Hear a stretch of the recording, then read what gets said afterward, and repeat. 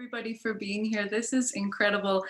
In some ways, this is the magic of a virtual launch, is so many of us can be together when we wouldn't normally be able to. So thank you for trying this with us tonight, and huge thanks to Arsenal Pulp Press and to Brick for being willing to collaborate with Vivek and Larissa and I.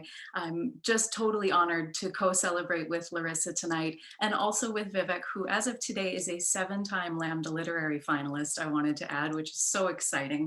I can't wait to talk more with you about the book and with Vivek afterwards, after we hear from Larissa. And I'm really, really thrilled to finally be sharing with you from this book. It was 6 years in the making, and I know that even though this is a book about a very difficult subject, it deals with the Holocaust in Romania, these poems brought me a lot of peace and resolution.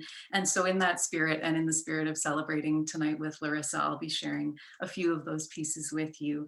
I'm going to start with a poem some of you might have heard about how I knew I had to write Moldovan Hotel. It's called You Are My Hiding Place.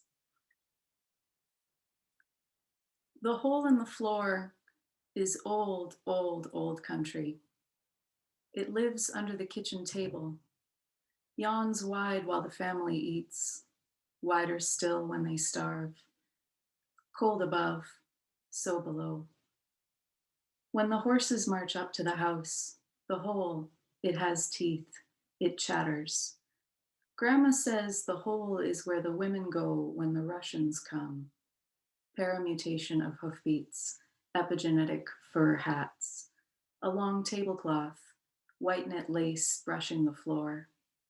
If a black boot peeks under the lace, if a sharp woolen shoulder leans down, suspects a wooden floor, a hidden circle, or a dirt floor, a carefully dirt-covered lid, if anyone sneezes.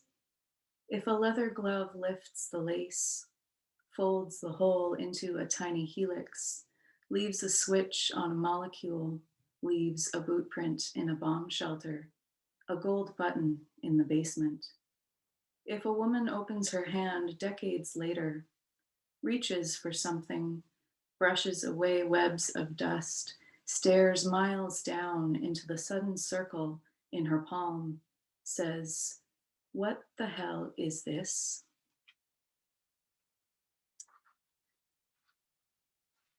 I learned so many things in the process of writing this book, and 3 of them meant that I had to go to Romania and Moldova to actually feel that experience myself.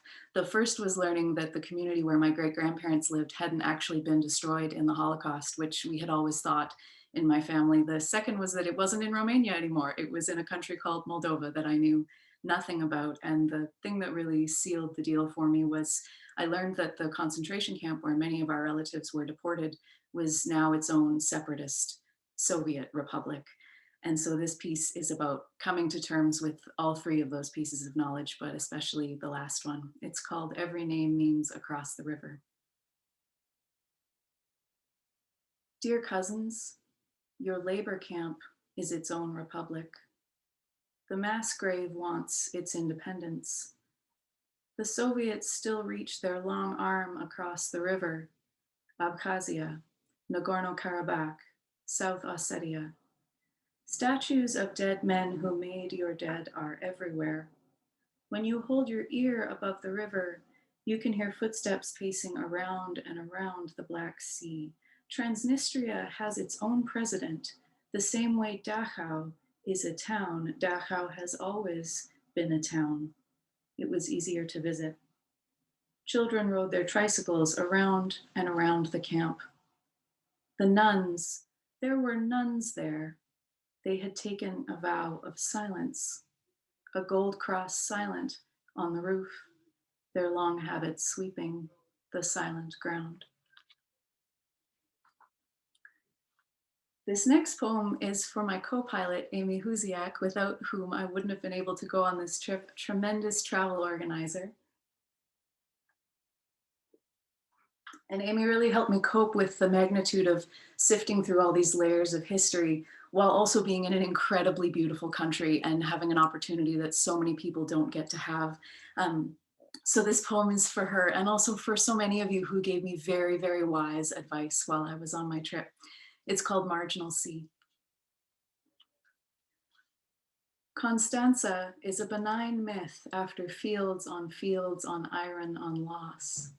We counted every possible symbol from Yash down. This cow, this stork's nest, this grandparent, this tasseled horse. All of Romania flooded with fog and light and sunflowers until the ocean, really a marginal sea. Absent-minded oval, ocean's afterthought. A whole day an endless procession to the water. The last inhale of lunar eclipse draws a black swirl around our knees. We try to take a photo by the single flame of a lighter, our faces two red orbs. The sound is water on glass, on sand, on legend. Rattle and chime of all the evil eyes for sale along the boardwalk, still awake, blinking. Under the dragback is Ovid, exiled among the fish, Princess Anastasia, ghost of the monk seal, two kinds of dolphin, one species of porpoise, zebra mussels, common carp. We stand on the edge and wave to all the countries so close we can feel them turn in for the night. Good night, Armenia. Good night, Iran. Good night, Azerbaijan. I have been carrying a lot of waves I promised I would deliver.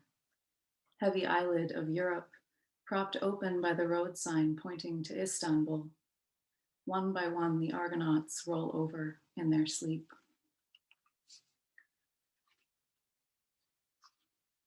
I was so prepared for the difficulty of being in Romania and Moldova, but I wasn't necessarily prepared for the difficulty of the landscape of the research I would encounter. But perhaps the most satisfying thing about this book was getting an opportunity to speak back to some of those voices and even back talk a little. So before I turn things over to Larissa, I'm going to finish with two poems. One is an opportunity to talk back to a profound voice in history that made a very similar journey to me in the 1880s. I'll let you know, for the Jews in the audience, I'm going to briefly use a racial slur, and I'll also let my mom know I'm going to curse a little bit. Sorry, it's worth it. I promise I'll make it worth your while. So I'll go from this poem called Census right into the last two sections of Moldovan Hotel, the title poem about standing in the cemetery where my ancestors had been buried since the early 1600s. Census. The next day, I hired a Yid to take us to Brachan.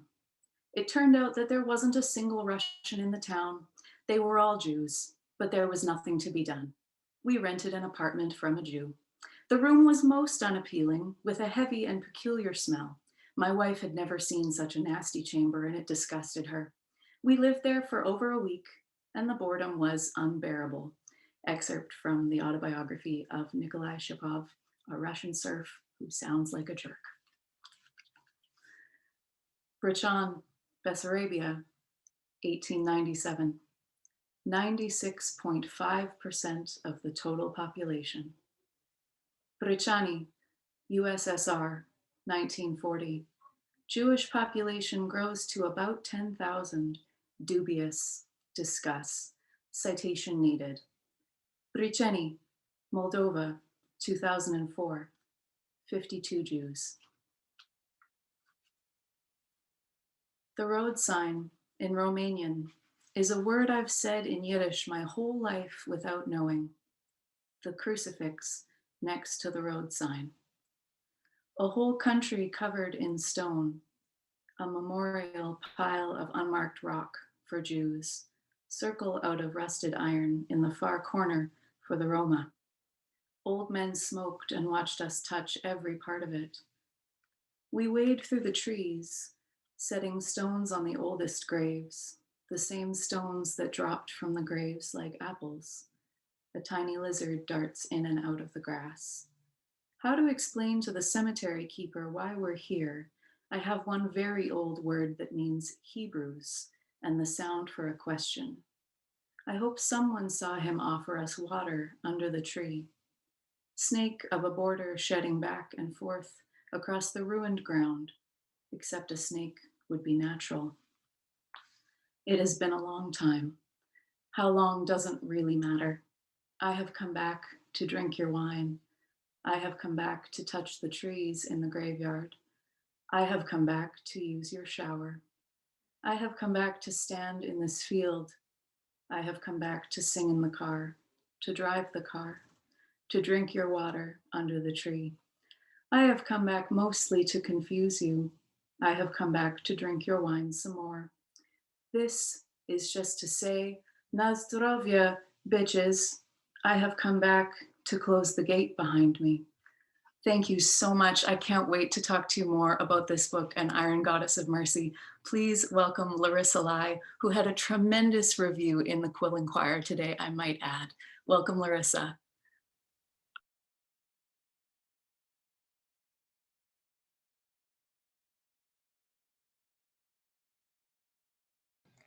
Larissa, you're muted. Myself. Okay, can you hear me now? So I just wanted to say thank you so much to Leah. First of all, for that beautiful reading just now. Holy cremoli. I've come here to drink your water. Just incredible, incredible, beautiful, beautiful poems, Leah. It's such an honor to be launching with you. Thank you also for all the hard work that you did to make this launch happen. You and June really did all the work, and I'm very touched and very honored that you invited me to be part of this, that you wanted to do this with me, and that you would just do this beautiful labor to make this evening happen. I also wanted to thank June and Shelf Life Books, and say thank you to Vivek for doing the Q&A with us later. I'd also like to acknowledge quickly the territories that we're meeting on. So we're in Treaty 7 territory, the lands of the Blackfoot, the Tsuut'ina, and the Stoney Nakoda, as well as of the Métis Nation of Alberta Region 3. I'd like to express massive, massive thanks to Arsenal Pulp Press for publishing this book. Brian Lamb, Robert Ballantyne, Shira Rose Walensky, Jasmine Welch, Sonara Geisler, and Jaden Denbo. Thank you so much for all of the things you've done, each in your own way, to make this book happen and to make it the beautiful, beautiful book that it is. And I'd also like to say a warm hello to the folks at BRIC, because I've worked with them in other contexts. I edited a book called The Cyborg Anthology by Lindsay B.E. last year. So it's nice to be in the room with Elena Wilcox and Nick Thran. I'm not sure if Kitty McKay Lewis or Sonnet Labé is here, but a nice connection with the folks at BRIC. And congratulations again, Leah, on Moldovan Hotel. I'm going to read 4 little fragments from Iron Goddess of Mercy. So some friends will have heard me talk about this before, but for those who haven't, what can I say? This book is, it's in the first instance a book of letters, but it's equally a book of rants. And you might think about it either way. Another way to think about it might be to think about it as a book of the Furies dancing. The histories it touches, I'm thinking about, that's interesting, Leah and I have this in common, thinking about that moment in the late 30s or early 40s, I suppose, when the world was in another moment of upheaval. And this book is thinking through, in part, the Japanese occupation of Hong Kong, but it's also conscious of, the present unfreedoms currently unfolding in that space. And it's also thinking about being here on Treaty 7 territory, on Indigenous land. It's thinking about the work of allyship, the difficulty, the impossibility of it. It's thinking about relationships with Blackness. And it's trying and probably at the end of the day, failing to find a language to inhabit the present moment. We're living in such a difficult moment. And I'm trying to think through the impossibility of that moment, I suppose. Okay, so I'm going to read 4 little fragments. Iron Goddess of Mercy, in the first instance, by the way, is the name for a type of oolong tea. And so I am thinking about the way in which bodies like this one come to be on territories like this one. which is of course instigated by the tea trade. So I'll read to you, this is actually fragment 51, but I'm going to try to read it as the first fragment tonight it's one way, I suppose, of grounding this book. So fragment 51. Dear Oolong, if there were no such thing as tea, none of this would have happened. Bo ne gukbo, hangpin, lung ching, or tikunyam, I hum, infusions a solution to remaining alert to irony as sleepers puff opium, trading the doozy of drowsiness for the carrot of charity, draining the ort cloud of our distant origins. Alert to the iron box, Tempest teases schoolyard bullies flipping their hair like Farah. Mine's too flat to feather. Birds gather in conferences, unable to backcomb for the stand-up comedian or punk rock pork hawk. My dialect ditches for the fetal leaf, unfurling in hot water as English breakfast, Russian caravan, Prince of Wales, or Earl and Lady Grey. I hack for smack, heroin, morphine, or crack, as Jardine Matheson plies the China trade, pirating porcelain, silk, cotton, and tea, items of use traded for the inducement of rest. That's okay. I'll dream my way back to your loving arms race, Cold War or trade war, parading handbags from Prada, Coach, and Chanel as students toss Molotov cocktails against tear gas on the MTR. Our scars glisten bright as stars, fishing for birds in the silver river, a sliver of memory flashing light on our addictions enforced by gunboat diplomacy, while geomancers crack ox scapula for a route out of psychic unrest. What metal could test this, gunpowder green or iron goddess, as my fireworks go up in smoke? I poke for a new Berlin, find a cross on the road as fentanyl crisis boom echoes across centuries of artificial sleep. Perturbed galaxy ejects, tidal stream of stars, river jumps fish.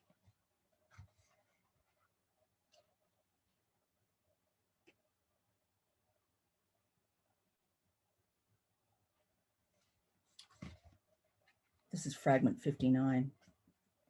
Dear pool, only for you I doff my feather dress, swan sings sadly to lake, already ballerina thin on the verge of disappearance. Will you mourn me when I'm clean? I shed flesh, dreaming of princes who won't split the check, dreaming of other swans. What bill does the one who spies buy? When the hunter looks, is it me or his own image he seeks? Does he dream becoming pure as the hunted, long for the dogs who lick his hands instead to shred him, release him from his own private emperor? Or does he want my disappearance so he too can peloton the pool, contemplate his rugged individual, reach out to grasp his own forgotten beauty? My hands swing digital before the last part of me vanishes into ether.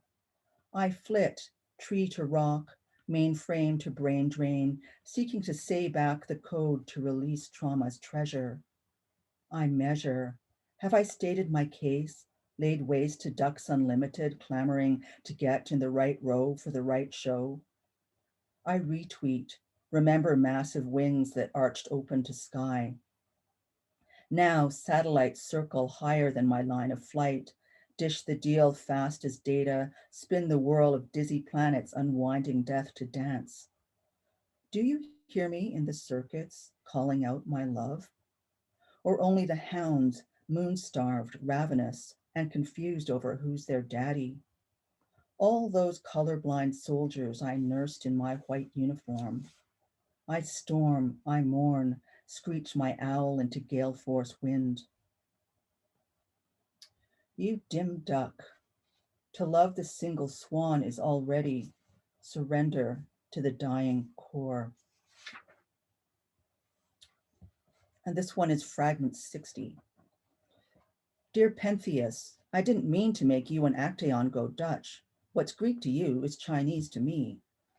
A fool, I flee, wanting to dodge the hard hit of the murder ball, but evading responsibility instead. If all balls were mirrored, could all kisses taste like honey? Instigating revolution, I still chase the money. Hot Asian or vacation, someone's got to stock the cupboard and have fun doing it. I'm bopping for shopping, ramen, guns, computers, or meat buns. What matter feeds or greases the track of how do we get there from here? Squid Twit leverages fear while the rear guard poses avant la lettre, scrambling for language after they've already eaten the cake. What stakes when the principles of carnival are dubious on the feminine? I twine my vines, double thread, knotted at one end and sharp at the other. No one asked the snake about the sensation of swallowing its own tail. I'd advise you to drink the wine. Is there so much hate for the ones we love? Kate's hounds howl the sick sound of rebound as dogs devour masters and mothers massacre, mistaking children for beasts. How can a king know which troublemakers are holy? Is it possible to become and recover mother by dancing with her? When the law sticks in every sovereign's craw, what subaltern gesture can rupture into agency? Must the flesh absorb the armor to render the body safe? Or are our bones already glittery on the inside, striding us wide into being? Butterfly hums Tennessee waltz. Best friend and sweetheart flutter nostalgic. Wings of monarch unfold.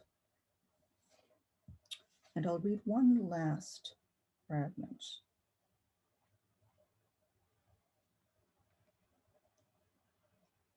Which is number 28. So this is the one for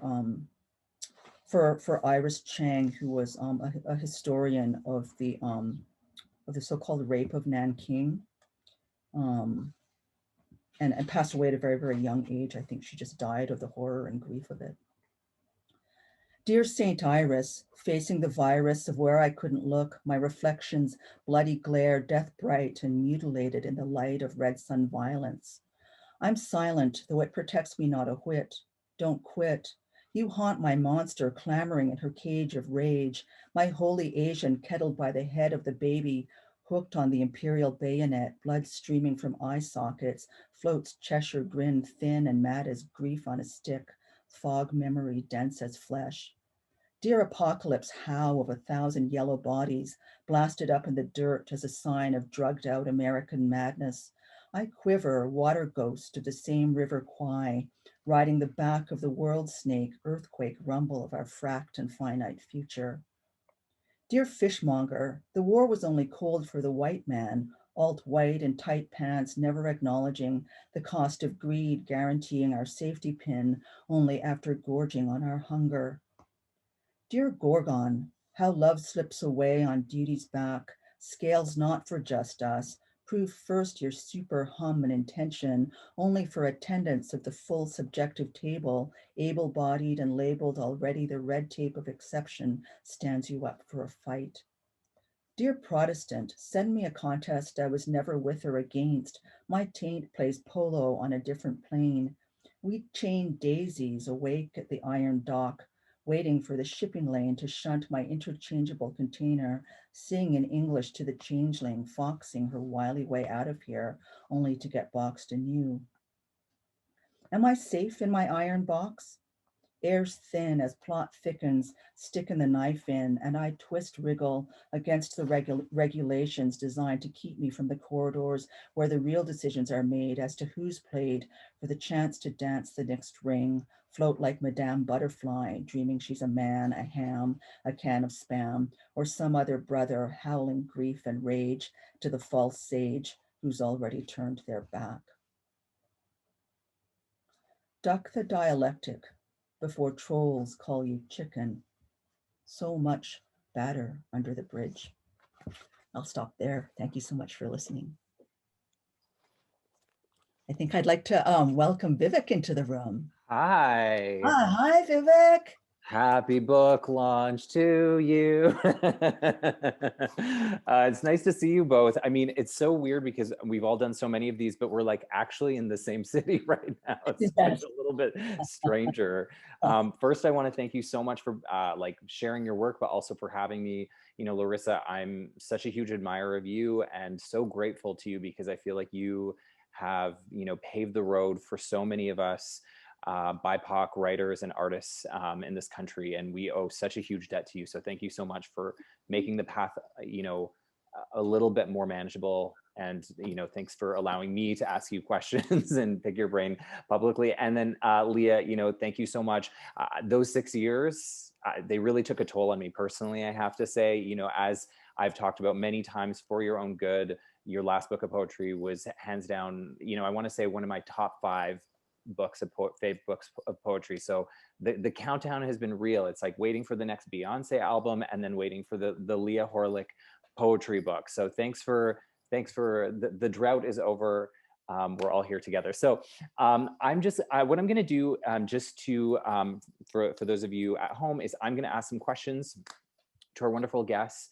And then in about 15 minutes, I'm going to take audience questions from you in the chat. So we will all be on mute, but I will be your voice. I might not be able to ask all of the questions in the chat because of time and whatnot, but we will all do our best. So, and then I think what I'm going to do, this is going to be a little bit awkward, just so we don't have to like talk over each other. I might just direct a question specifically to both of you, so that way you don't have to worry about, the overlap, the odd overlap. Okay, so let's go.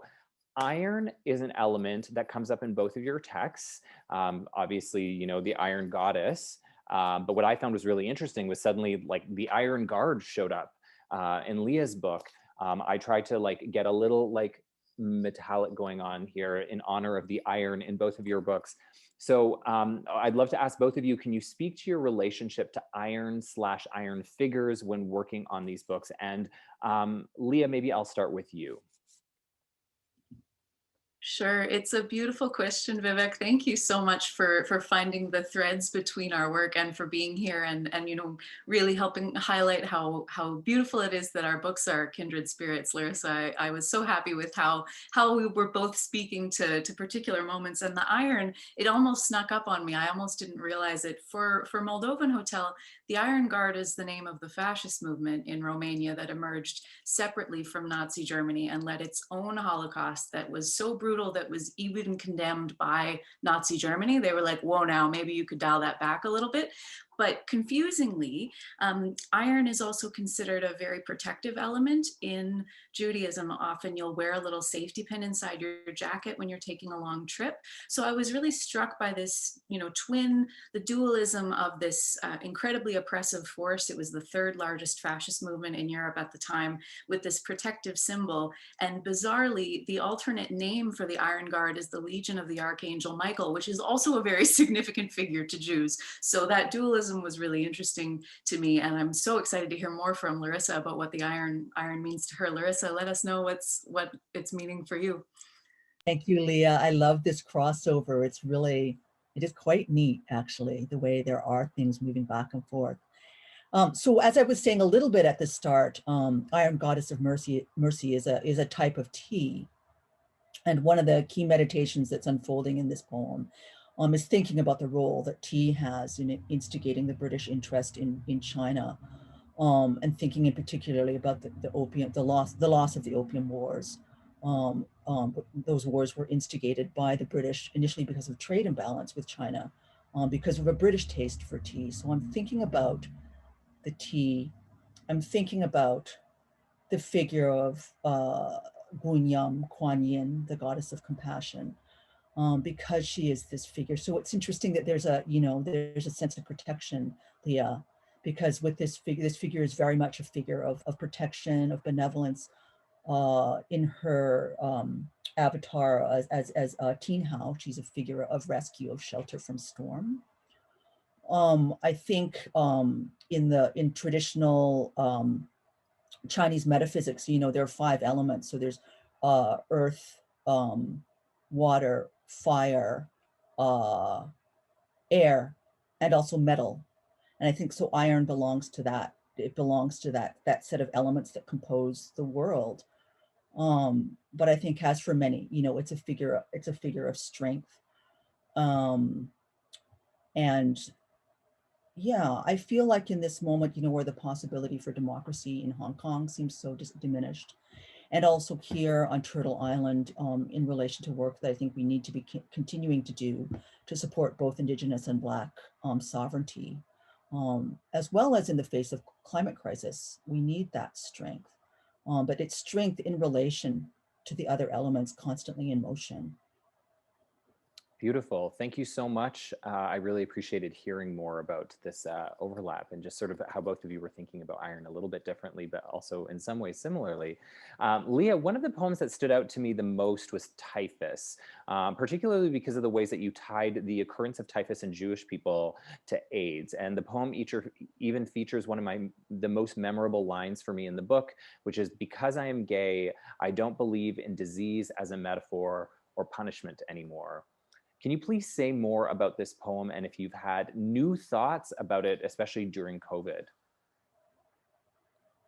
Yeah, I'm so flattered that that's one of your favorites, Vivek. I was getting emotional just saying it out loud. It's like, oh no, I can't cry at someone else's book launch. That's a bad look. Oh, but you can. Oh, but you can. I didn't read it this evening for that reason. I think it's just too fresh, and I think different people will need different things reading that poem. So I look forward to hearing what it means to each of you. In about the second week of COVID, I went back through my manuscript and I was like, oh no, I think I have to cut this poem because it is about a plague, and now we are in a plague and I don't know what to do. But I think I was glad that my wonderful editor, River Halenguri, and also Elena Muntz at Brick, who's here tonight, talked some sense into me and were like, this poem really yanks us into the present moment.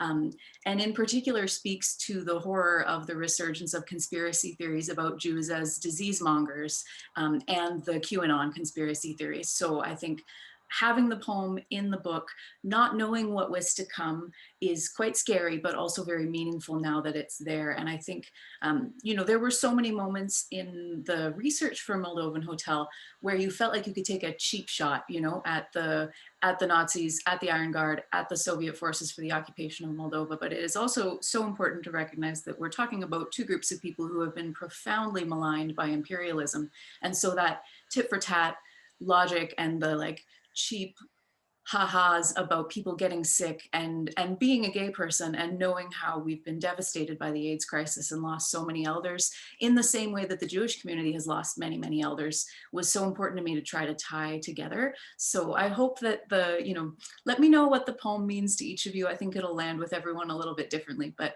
I was so glad that it meant something to you, Vivek, in particular at this period in time. Well, shout out to River for making sure that one stays in the book.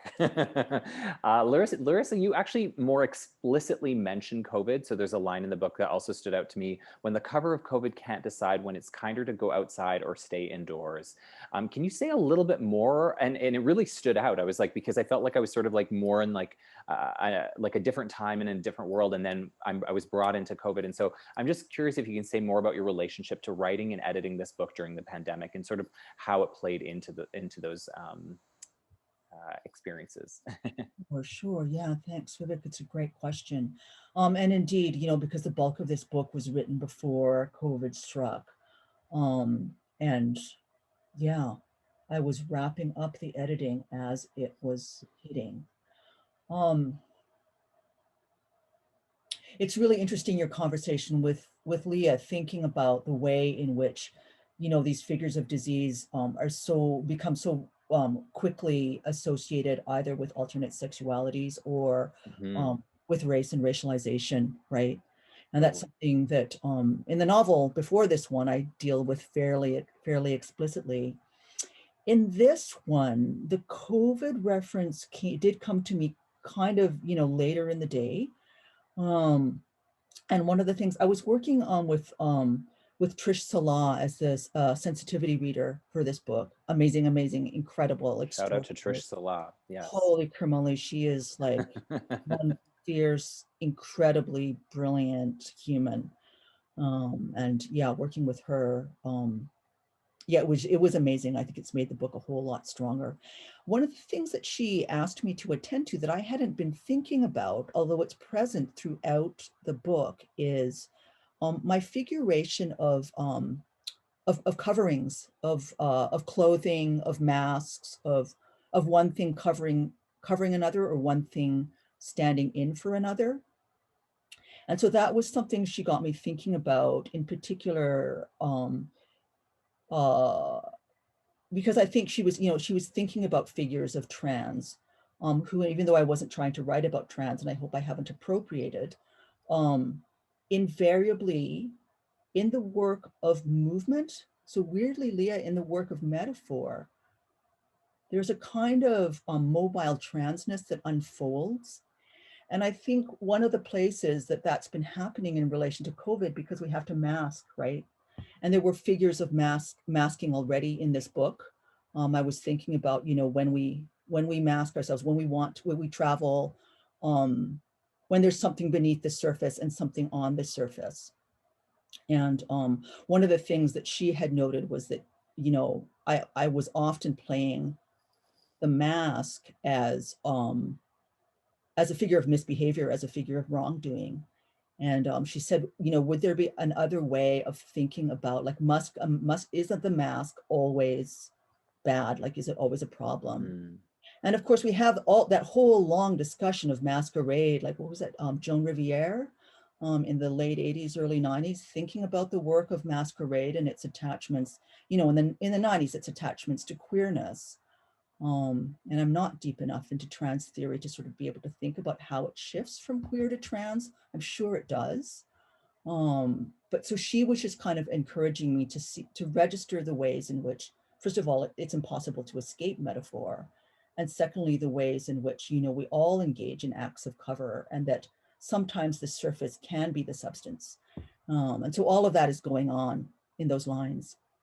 Yeah, that's deeply fascinating, especially someone who hasn't been thinking about the mask in that way. So yeah, thank you so much. And shout out to Trish Salah for that different perspective. Leah, you referenced trying to learn Hebrew a few times in the book. Can you say more about this undertaking, and if you ever felt a desire to, like, say, write a full poem in Hebrew in the book? Like, I kind of kept waiting for us to go there. Maybe that's the next book, is your Hebrew spoken word poetry book album. You can have that idea. I mean, yeah. from your mouth to God's ears, Vivek. Like, it's a great question, because, in so many ways, it's actually Yiddish is the spiritual language of the book, because Yiddish would have been the conversational language used by my great-grandparents, by everyone in the community. It was both of my grandparents on either side of my family's first language. And the Hebrew that I'm speaking to, trying to read in the book, is actually liturgical Hebrew. And if you can't read liturgical Hebrew, there's such a barrier to participation in Jewish spiritual life. And because I grew up in a very, very small town, and also because my dad got kicked out of Hebrew school, fun story, I never had access to that kind of education that is quite normal for Jewish children, and means that you can participate in a whole host of, the entire Jewish calendar is based on the Hebrew language. So for me, in a way, to kind of push back against the gatekeeping that can sometimes happen in Jewish communities, where it's kind of the shadow side of having a culture that so values education and knowledge, it was really important to me to demonstrate that, like, I could write a really rigorous, like, thoroughly researched book of poetry about Jewish life and not be able to read Hebrew myself. I wanted to open a door kind of for people who, many of us have this experience and just kind of fake our way along behind the book and, like, mouth the words when we think we're knowing what's happening. And so that's why I wanted the second poem in that suite to be called Still Learning to Read Hebrew. It's an ongoing process. I'll never be done, but to kind of open up the door to that shame and create more possibility for people at different parts of their Jewish learning experience was really important to me. And also, to connect to my ancestors through illiteracy was really important, because we're talking about people who may or may not have been able to read or write Like my Romanian relatives would not have been able to speak Romanian. They spoke Yiddish. They were fundamentally like deeply segregated from Romanian society. And so in a way, it was perfect for me to write the book in English so that more people can understand. With that being said, if you are a translator, you should get in touch with me. I would love to see, you know, various opportunities for this book to reach Europe in, you know, people's original languages. So it felt meaningful for me to demonstrate a learning process while I was in the middle of demonstrating my own, I think. Yeah, I mean, that's something I find so fascinating as a reader, is just when the author decides to share the process, because I think, you know, we can all be a bit perfectionists, and like it's so vulnerable to show the process. And I think every time we show that, I think it's an important act. Like, it's a generous act, but I also think it's an important act of demystifying the book. And maybe that's a nice transition. Larissa, you know, I can't get you know, leave you alone without asking you a technical question, as someone who is a professor that we all admire, and I'm sure there's students in the room here as well. So one of the things I found really fascinating is like, okay, your book is a long form poem, and I was like, how do you figure out how to punctuate this book? You know, like specifically, how did you choose when to end a phrase or idea with a period? It was the period, you know, like a comma, I was sort of like saying it out loud, and I was like, okay, a comma makes sense, but the period really confounded me. And I was like, how is she doing it with the period? So if you can please enlighten us. You know, I think if it was me, I would just like do away with punctuation altogether in a long form poetry. But I thought the period felt like a bold and intentional move. And so please share with us your wisdom. Thank you so much for this question, Vivek. I love this question. So indeed, yes, this is a long form poem. You know, there's a long-standing Canadian tradition of a thing called long poem, and that is what this book is. So along with people like Fred Waugh, B.P. Nicol, Jerry Shikatani, John Brand, Roy Kuka, so many of the folks who went before were engaging with this form. And I think, you know, what the great power of this form is that it's serial. So it's looking in the first instance, not for breakfast, but for resonance, right? It builds, the long poem builds by accrual. And then you have these individual fragments that may or may not stand alone, may or may not be beautiful, but they build into something, and it's about an accumulation of language to generate, I think, a sense of place and time. And then in terms of the punctuation, I mean, anybody who picks this up, you'll see very quickly, none of the grammar is correct. It's completely like, it would not pass English 100 or 101 or whatever. And very intentionally so. I'm using grammar not so much to squeeze my thought or my language into a standard and proper way of being. Instead, I'm using it to drive the energetics of the poem. So a period is just a place to stop and pause. And a comma, likewise, is a place to just stop and pause more briefly. One of the other things that I did with this book, with the encouragement of the beautiful Erin Moray, who was the editor. Oh my gosh, Erin, I didn't shout you out at the start. Shout out to Erin Moray, who was the editor for this book. Erin. Hey, yeah, a very generous, I can't believe I didn't name her. I'm so grateful for the help that she gave me. One of the things that I worked on fairly extensively with Erin was the work of capitalization in this book. Because what I was finding, you know, I think that also capital letters and small letters also have a particular kind of energy, right? And correct grammar asks us to claim as important those things that it wants to be important. So the names of nation states and important people and stuff like that. And I was finding with this book that sort of organically speaking, some things would just sort of, you know, roll out the fingertips capitalized, and sometimes they wouldn't. It came out non-standard. And as we were trying to sort of think about what to do with that, she said, well, you know, why should it be standard? Why do you have to capitalize the word iron every time you use it? Maybe it can be capitalized sometimes and not others. And maybe also there are moments when words that we wouldn't normally capitalize should be capitalized because there's an emphasis that you want to make, or you want to draw that thing into, to give it like a little bit more of of a subjective presence, because that's another thing that the poem is playing with, right? With all of the address that it's doing, trying to foreground various beings whom we don't normally think of as subjects or as speakers or as people, animal, objects, ideas that we would want to speak to. And so that's how I'm using punctuation, and that's how I'm using uppercase and lowercase as well. Yeah, and then this, the correct sentence, like subject, verb, object, is just like, forget it.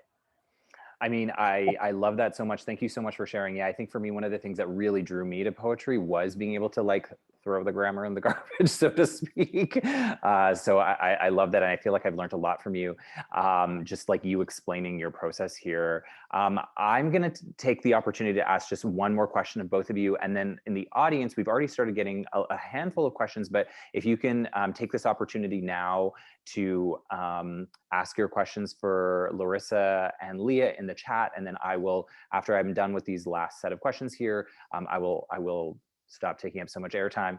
And just a reminder, this event, we do have like another 35 minutes or so. We won't necessarily use it all, but just so you know, in case you're planning your time, we still have our friends here for a while. So, you know what, I find this time really challenging for a lot of reasons. Like I mentioned, we're not even in the same room, even though we're in the same city. And I think we forget the ways that we're connected in ways that we don't even know. And so I wanted to end with like, well, not end, but end my question and answer by asking a more like heartfelt question. And this is the kind of question that I would ask at a dinner party. I mean, I would probably ask a more inappropriate question at a dinner party, but we'll save that for 2022 when we're actually in the room together. And so like the big thing too, like I said, is I think often we don't know the ways that we've impacted each other's lives. And so I thought this could be an opportunity. So Leah, I'd like to ask both of you, what is your first memory of each other or each other's work? And so Leah, I'm gonna start with you. Leah, can you please tell me about your first memory of Larissa and her work, or her work? So happily, I just feel like everything Larissa says gives me goosebumps, and we really are in the presence of a living legend tonight. So I'm so grateful to have the opportunity to speak about my first encounter with her work. I was on vacation. I was on Hornby Island reading Saltfish Girl, and I was noticeably absent from everything else I was supposed to be doing on vacation. And I don't think I saw any of the relatives I was supposed to see, or did any of the things I was supposed to do, because I was busy reading the book and soaking it up and just being so in awe. And then when Eslyn McPhee and I were running Reverb in Vancouver, Larissa, I think you were in the city to visit your mother when she still lived in Vancouver. And so we had the opportunity to host you at Reverb at Gallery Gachet. And I'd never met you before. I was just completely starstruck. So it's really a beautiful circle to kind of get to celebrate with you tonight. Vivek, what a lovely question. I really How long ago was that? How long ago was that reading at Reverb? You know, was it maybe 5 years now? It was Wow. early on. It was early on in the series, I think. Yeah. Beautiful, beautiful. What a great story. Okay, and Larissa, your chance to answer. What is your first memory of Leah and her work? That is my memory. She stole your answer. So, well, I mean, I'll tell you, I wasn't yet living here in Calgary, so it was before. Some of you may know that I did my PhD here at the University of Calgary, but then I actually had a job at UBC for 7 years, 8 years before coming back here to take up the CRC and run Tea House. And that was when I met Leah, was when I was in the middle of teaching at UBC. I was having quite a rough time of it. I was finding it quite conservative. I was finding the culture of it deeply unfamiliar and difficult to navigate. I found I had many lovely students, like many lovely individual students, but in general, the culture of the classroom at UBC was so astonishingly conservative that I couldn't figure out how to teach because I didn't know how to talk to them. And I remember Leah inviting me to Reverb. You were involved with Room Magazine as well, right, Leah, at that time? Is that right? Or was that later? It was later. Okay.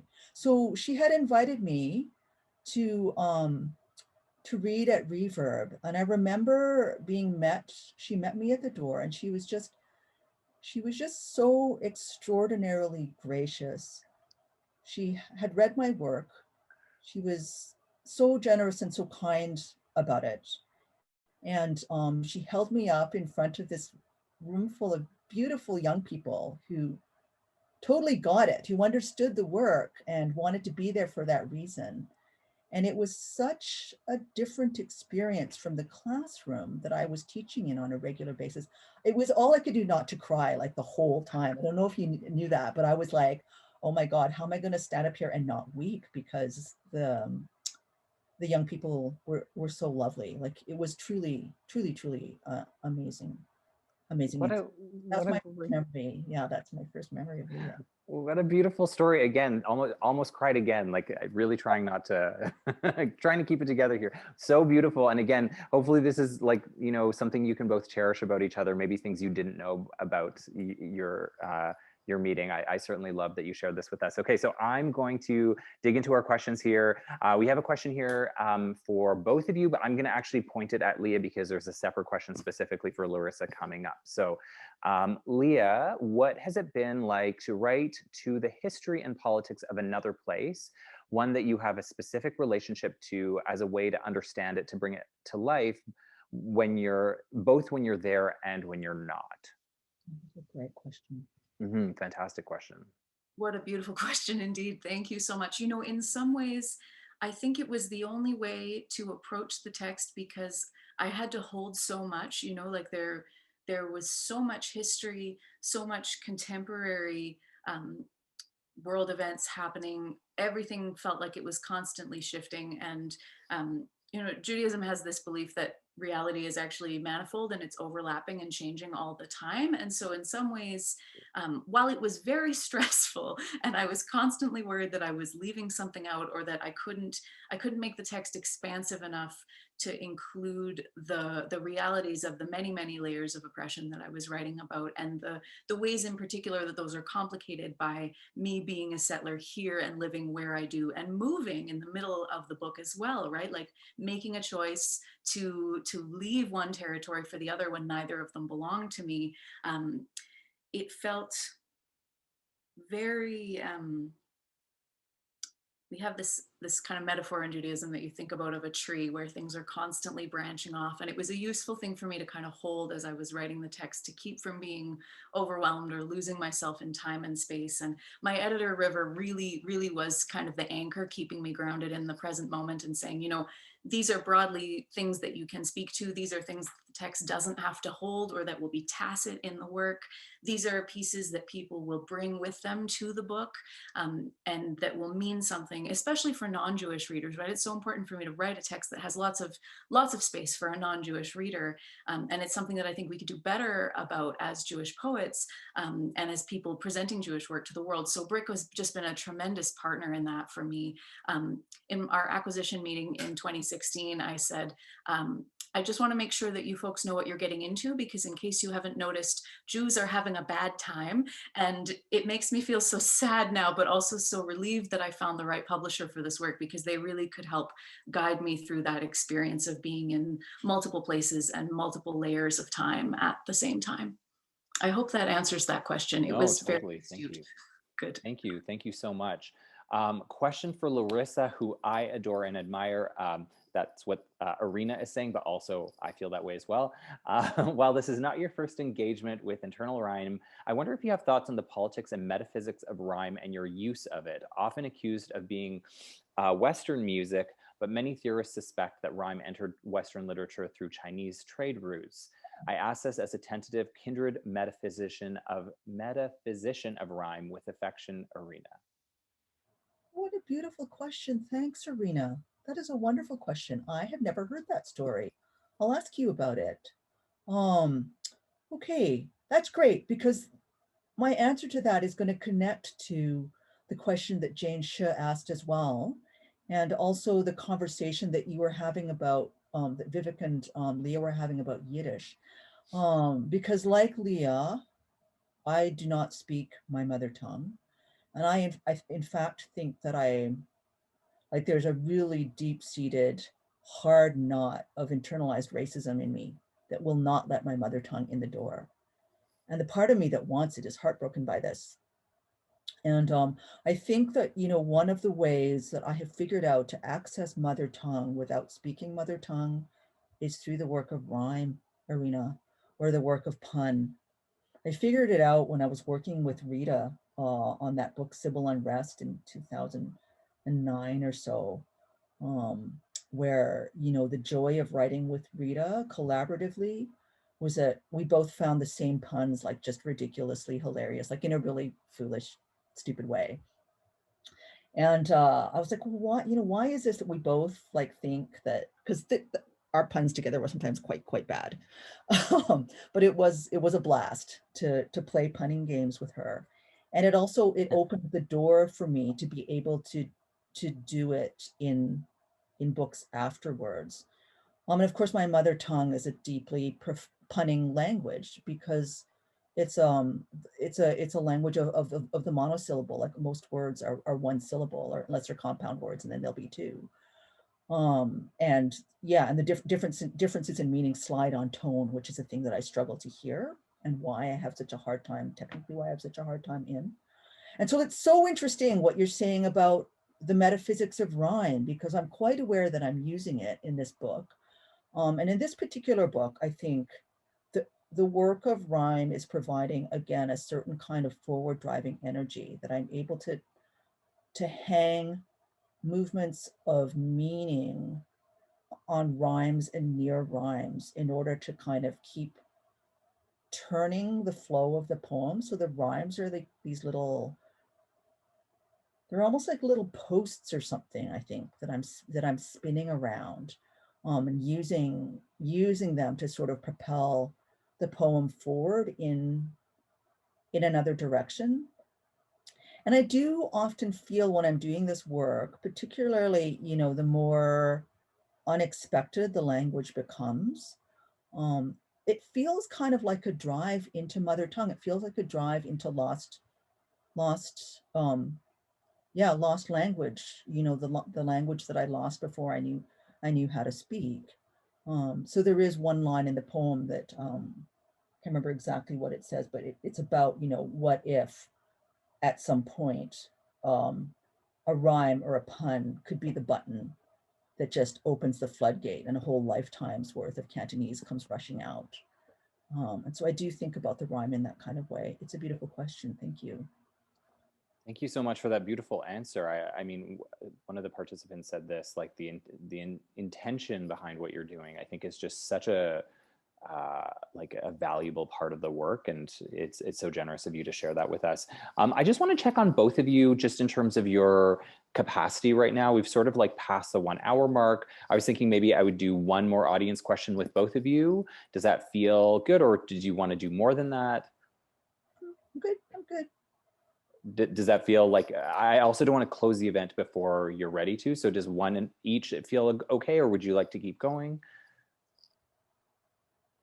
One each sounds great for me. I'm a big fan of the end on a high note though, and I just feel like we've been on a high note all night. So Larissa, you let me know. Sure. Yeah, one each is fine. Okay, wonderful. So we have a specific question for Leah here. So if you have a question for Larissa that hasn't been asked, please feel free to include it in the chat, and then we will probably end with that.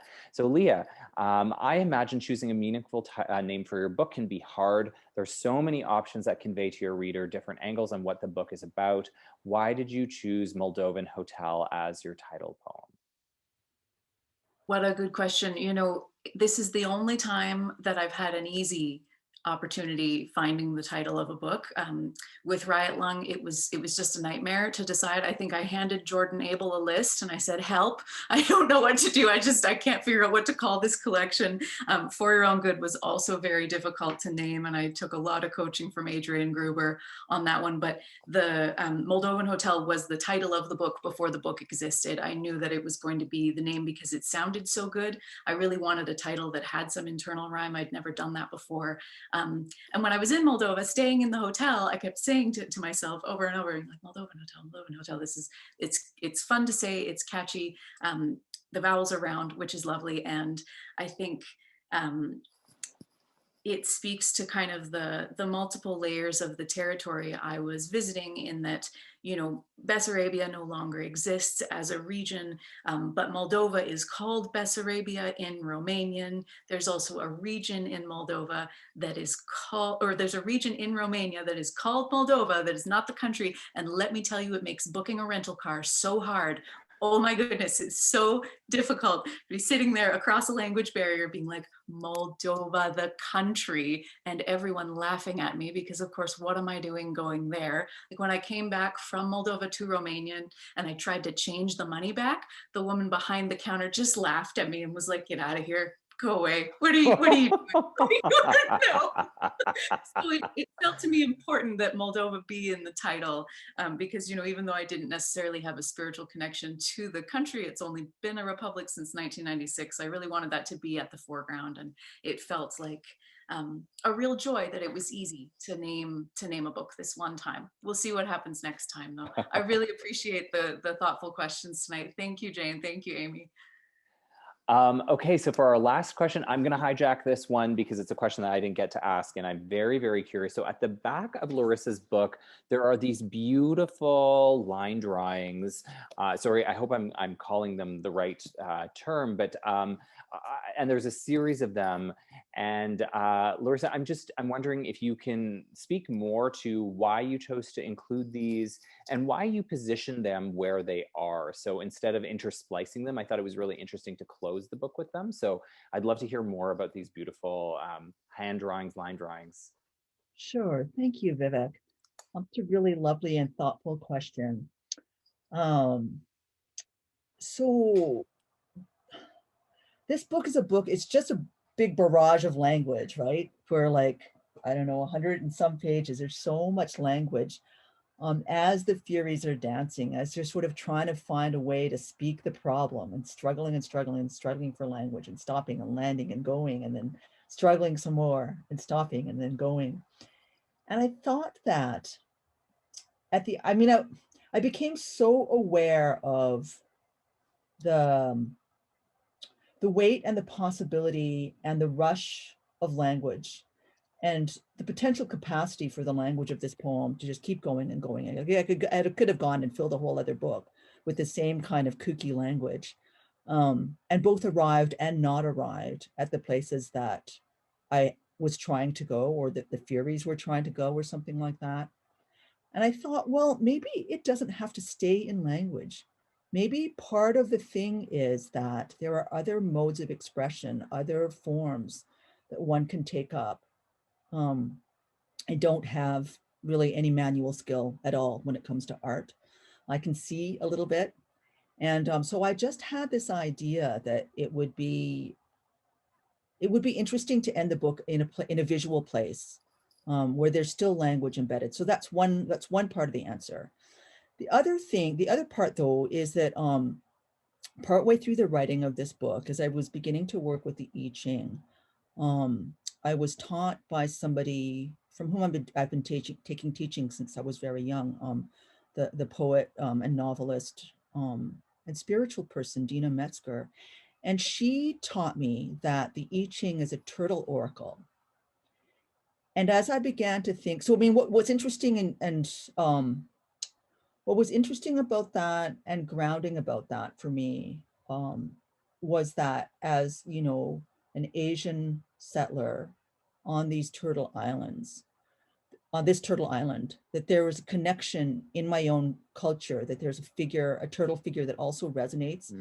And in some moments in Chinese culture as well, the turtle is a figure of the universe, with the sky as the shell, and the ground as the belly of the turtle. And then in Chinese cosmology, the circle is a figure of heaven, and the square is a figure of the earth. And so I was trying to play with that. So for folks, when they go and look, you'll see that there's a circle inside a square, or a square inside the circle.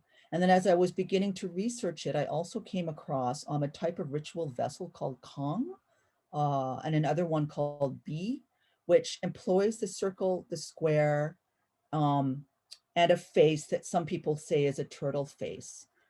And so that's what those images are doing at the back of the book. Beautiful. Well, thanks for answering that question. I mean, to me as a reader, it definitely felt like you were offering space. Like, you know, we are in this world of text, and then it was sort of just like it kind of felt like an exhale, like, you know, like a zoom out almost. So I thought it was very effective where you place them. I want to thank you so much, both of you, so much for tonight, for sharing your work, for putting out fantastic books.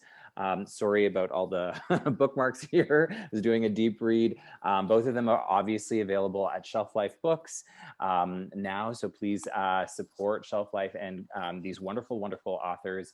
I want to thank the publishers, Brick and Arsenal Pulp Press, for supporting these wonderful writers. Also, obviously, Shelf Life. And then I want to personally thank all of you. I think we all hit peak Zoom maybe like April 2020. And I don't know about Leah and Larissa, I don't want to talk on behalf of you, but I know me personally, every time I'm in a room like this where people show up still, despite everything else that's going on up here and out there, I feel like an immense gratitude. So thank you for showing up to tonight to share with these authors. And thank you again to our wonderful authors. Have a good night, everyone. Thank you, Vivek. Thank you, Leah. Thank you, Jen. Thank you, So everybody. much, everyone. Good night.